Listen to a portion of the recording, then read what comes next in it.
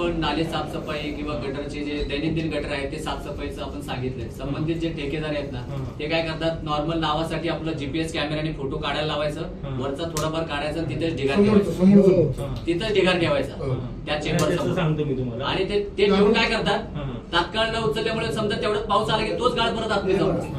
असंच आहे त्याचं.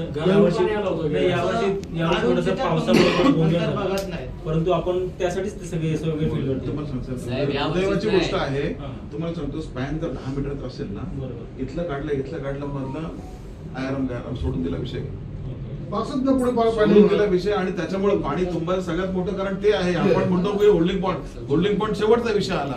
इथेच आपल्याकडे प्रॉपर चॅनल नाही आहे, त्यामुळे गडबड आहे. आम्ही कमिशनरला पण पत्र दिलं साहेब, आणि हा विषय सर सिरियस घ्या, कारण की झोपडपट्टी एरियामध्ये बिचारांना आरोग्याचं. तुम्ही मला तुमचं असं कुठलं निदर्शन सांगा ना जिथे गाळ उचलण्यात गेलेलं नाही, मला सांगा. मी तुम्हाला एक एवढं मी तुम्हाला एवढीच विनंती करेन, हा जो फोटो आहे ना, यांनी नाला सफाई केलं, गटर म्हणजे